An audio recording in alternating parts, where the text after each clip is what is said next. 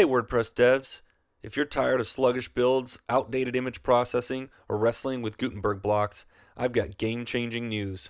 I'm Rob Ruiz, and today we're diving into WP Rig 3.1, the latest upgrade to this powerhouse starter theme that's revolutionizing modern WP development.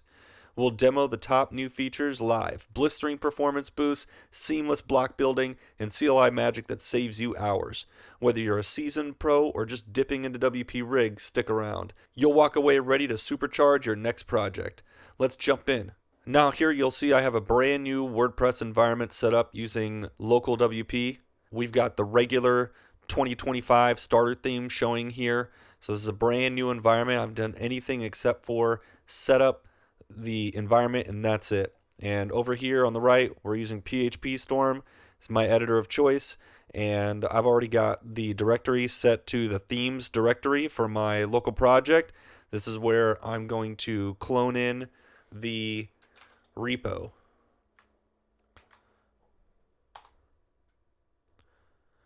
Alright, and just like that, we've got WP Rig downloaded into our local environment.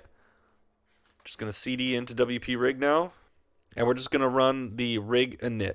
Now, in previous versions, we would use npm for everything. However, in 3.1, we rolled out complete support for bun. And so in this demo, I'll be using bun commands for everything. However, just know that we did keep it backwards compatible with npm, so you can use npm instead of bun. Different strokes for different folks. But yeah, just know that you can still use npm for every single one of these commands. I'm just going to be using bun. When you run the rig init and you use bun, it is important to make sure that you use the rig init :bun. This will ensure that bun actually runs the install and not npm. This will make for faster installs, updates, and other node related changes. Alright, looks like all of the node packages have been installed by bun, and all the composer packages have been installed. You will see now at this point things are a little different than previous versions of WP Rig. Once all of the installs have run, at this point we like to guide developers through the process of setting up their local watch system. So I would just say browser sync, and while browser sync is still included in WP Rig for backwards compatible reasons, or if for some reason the new watch system doesn't work well for you, you can always fall back to browser sync. However, we do now have the modern equivalent of HMR built into WP Rig. So if you're used to anything like Vite or something like that where it's updating just parts of the page and not refreshing the entire page after every single change, which makes iteration on your code much faster, that's what this is essentially. And either way, it uses the same config system. So in the config file, it'll still say browser sync, but that's only temporary. In future iterations of WP Rig, we will remove all references to browser sync once we know that this new HMR system is actually working as expected for everyone. So you'll see here it's asking us enter your local development domain without protocol. So it gives you an example of what to type in. And so I'm just going to bring over local WP so you guys can see how I do this. So we just look for the site domain, right? So whatever you have your site domain set up as, you just want to copy this. We paste that in there just like that and hit enter. Do we want to use HTTPS with browser sync? I'm going to say no, but you can choose to set up a certificate and use HTTPS. That'll work perfectly fine, but for the purposes of this demo, we're just going to go with no HTTPS. And then I usually just accept the default here. And then of course we do want live reload, otherwise there'd be no point in doing this in the first place, so we just want to put yes. And that's it. So previously, in previous versions of WP Rig, we would have to, after we run the install, we would have to go into this config file and create a new, or config folder rather, and create a new config.json file and edit it and add our browser sync details in here. You no longer need to do that manual anymore. If you follow the process that I just showed you, it basically writes the results of those prompts that it gives you. Whatever you type in, it writes that directly to the config file so that you're ready to rock and roll with WP Rig right out the gate without having to mess with the config file. All right, so now the next step is to go in here to the dashboard. Now that WP Rig is all installed and ready to go, we can go ahead and go to Appearance, and we can find WP Rig in here. We can activate it. And then I'm not going to like try to refresh the front end yet because we actually haven't run a build yet. I do want to make sure that we run the build real quick so that we can see all the styles correctly. So I'm just going to run a quick build. And there you go, it is built. And so now we can go ahead and go to the front end and refresh. And now we will see WP Rig is active and working in this new environment. So that's great. That's just a one-off build. However, I did want to take this opportunity real quick to show you a new feature that we've added. So we have a new script called just start. So you can use npm or bun here, but like I'm just going to type bun start. And what you're going to see here is bun start will essentially, now that we've gone through that configuration process, we have the whole HMR process working currently. And now as I make changes in the files, it'll refresh this real time. And we can see right here, we've got the server running. And so everything is working as expected. And if we go in here and we change any CSS files or whatever, we can see quickly how the new HMR system works. Okay, and then I'm just gonna go in here and type in color purple, and then we'll see that it changes on the left real time.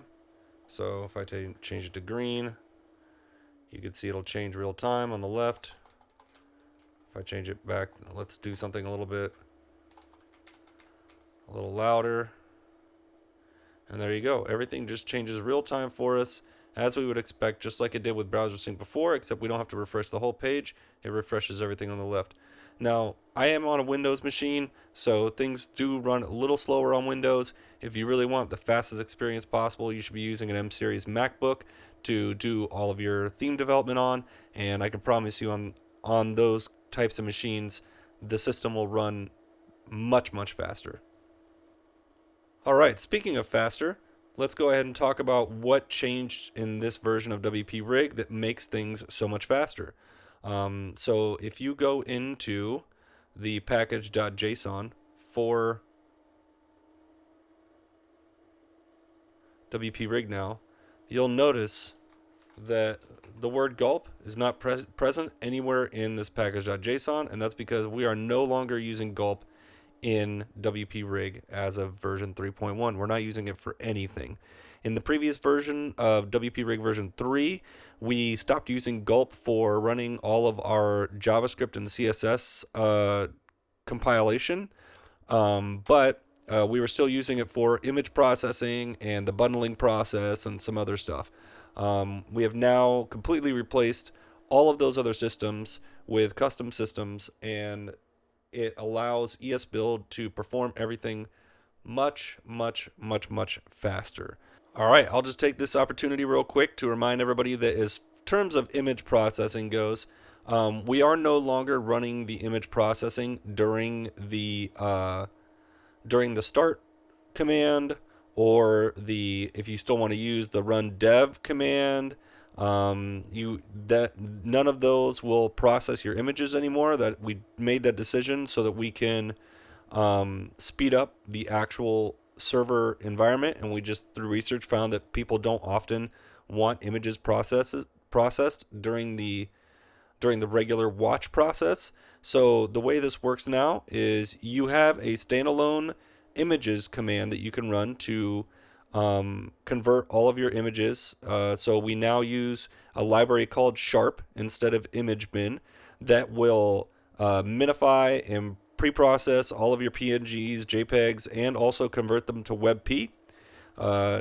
Sharp handles all of that for us, and so we can run that as a one-off command right here in the command line, just like we've done previously. But this images command also runs when you run npm run build or npm run bundle. So any of those other steps, it'll still process your images. It just won't process your images when you're doing an npm run dev or the new dev modern or just npm start. Some other reasons we decided to move the Sharp is that the conversion of the images is much faster and also has a much lighter footprint. Alright, so now that we've covered some of the basics, let's talk about some other nice features that come with WP Rig now. We'll go ahead and start by talking through some of the new commands that now come bundled with WP Rig. One that's near and dear to my heart is the new create rig component script that you can run now.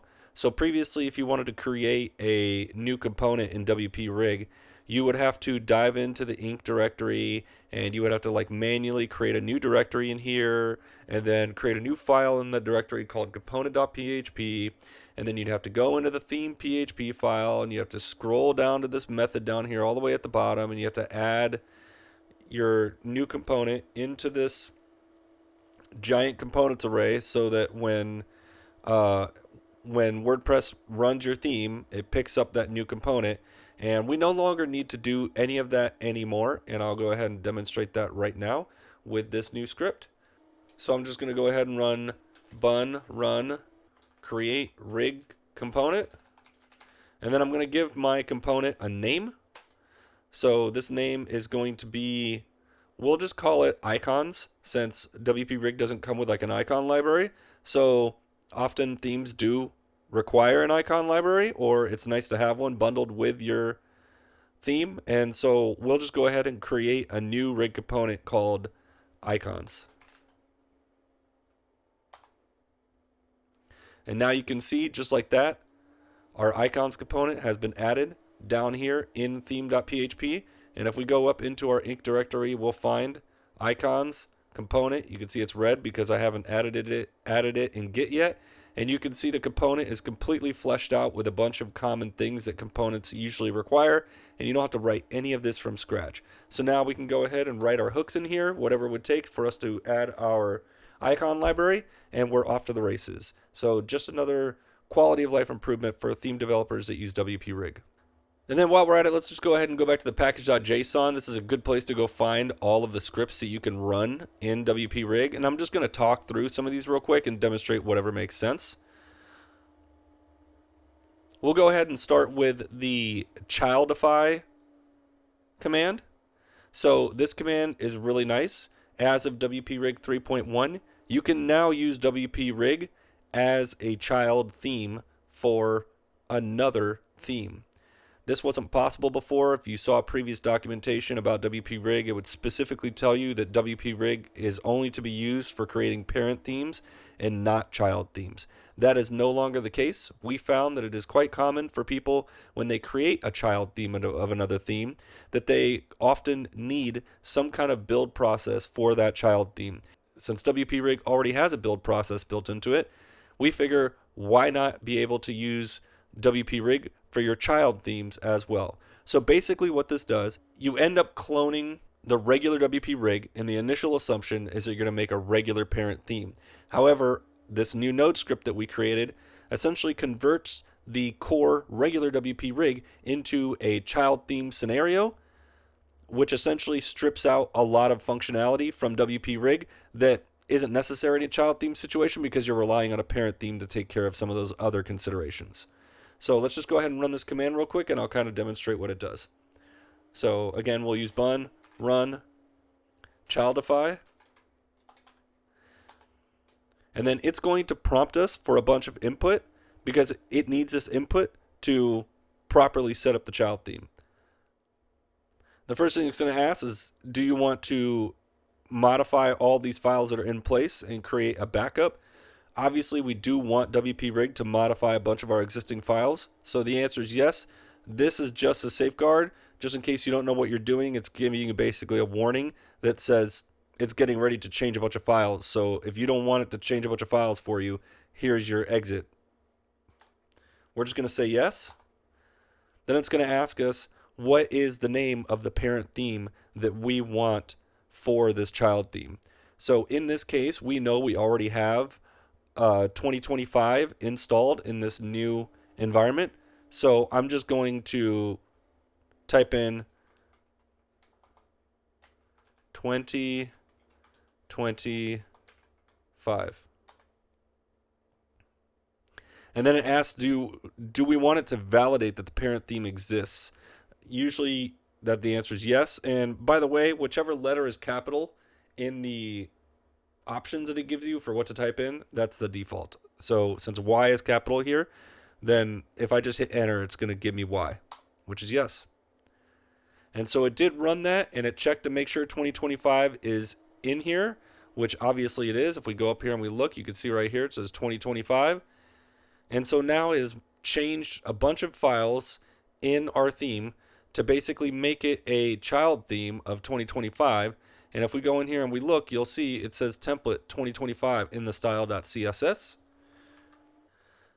Another huge feature we've added to WP Rig in version 3.1 is the ability to create and manage theme level Gutenberg blocks. That's right. You can now create and build theme level Gutenberg blocks right in your WP Rig theme. The regular build process will automatically watch those blocks and rebuild everything in the block code, and you can create a whole natural block development process within your theme development process. So let's go ahead and demonstrate that real quick. All right, so I'm just going to go back to the package.json file. I'm going to show you where these scripts are. This is just the easiest place I find to reference all of this stuff, but you can also find references to all of these scripts on the WP Rig IO website, building custom blocks page. You'll see all the commands necessary to create new blocks. I'm going to create a dynamic block because I find that to be the most useful for people that are doing theme development. You'll see why in a second. Just going to use this copy command real quick. Go over here. I'm going to paste this in.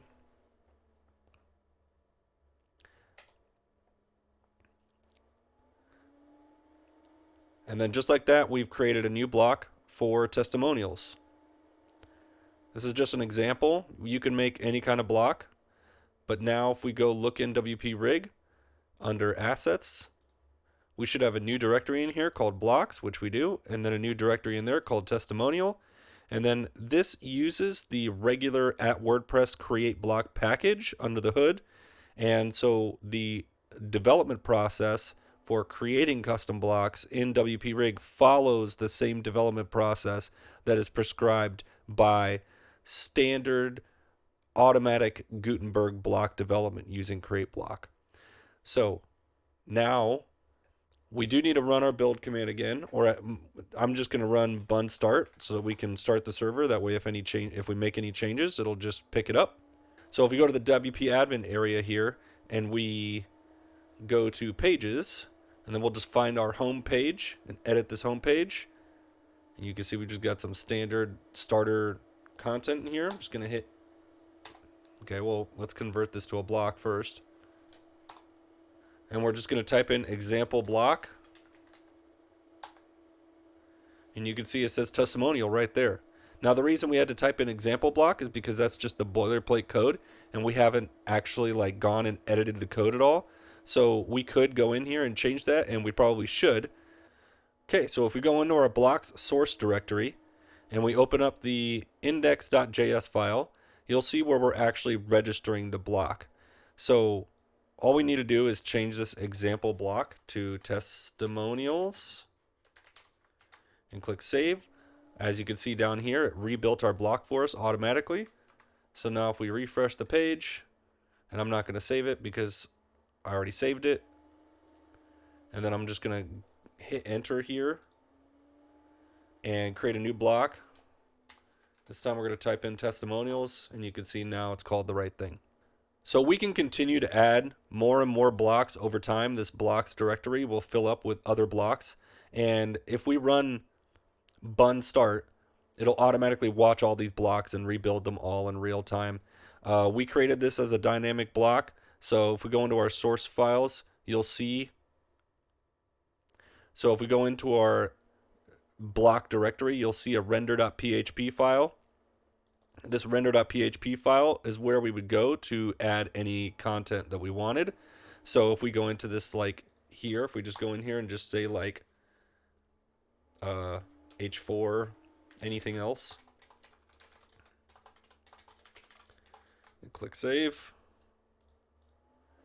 and then go refresh this page, you can see it just says anything else immediately.